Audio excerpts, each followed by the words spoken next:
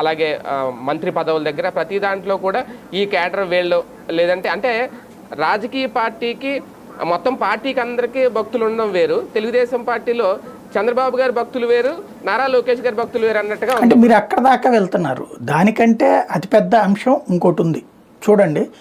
రాజును చూసిన కంటితో మొగుడిని చూస్తే మొట్టబుద్దే శుద్ధి అంటారు. అట్లాగే మర్రి చెట్టు నీడన వృక్షాలు, మర్రి చెట్టు అనే వృక్షం నీడన కొత్త మొక్కలకి ఇబ్బంది అంటారు.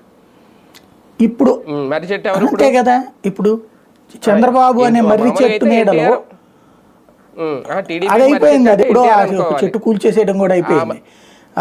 ఆ చెట్టుని శాంతం తీసేసి మళ్ళీ ఆ చెట్టు బొమ్మ పెట్టుకుంటున్నాను వెనకాల, అంతే. వృక్షో రక్షిత అన్నటువంటి తరహాలు. అది పక్కన పెడితే ఇక్కడ పాయింట్ ఏంటంటే చంద్రబాబు గారికి ఇచ్చే కవరేజ్ ఇప్పుడు లోకేష్కి ఇస్తున్నారా? ఎందుకు ఇవ్వరు అంటే ఈయన ఓన్లీ మంత్రి, ఆయన ముఖ్యమంత్రి కదా. ఎస్ కరెక్టే.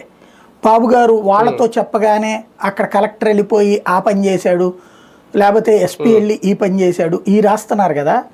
మరి లోకేష్కి సంబంధించి విదేశాల్లో ఉన్న అమ్మాయిలు అక్కడ ఎన్ఆర్ఐ వాళ్ళతో మాట్లాడారు, లేకపోతే అధికారులతో మాట్లాడారు. ఇక్కడ దాకా వచ్చిన వాళ్ళు కనీసం 15-20 మందిని తీసుకొచ్చి ఉంటారు కదా.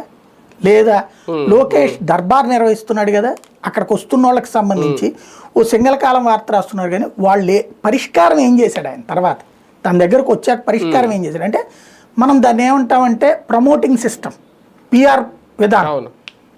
వీళ్ళందరూ తెలుగుదేశం పిఆర్ఏ కదా ఓ రకంగా, జ్యోతి కానీ ఈనాడు కానీ వీళ్ళందరూ కూడా ఆ పిఆర్ సర్వీసెస్లో చంద్రబాబు గారికి ఎక్కువ పిఆర్ చేస్తున్నారు కానీ లోకేష్కి చేయట్లా. వీళ్ళు లోకేష్కి తక్కువగా చూస్తున్నారు. వీళ్ళు పవన్ కళ్యాణ్ వచ్చేటప్పటికి మళ్ళీ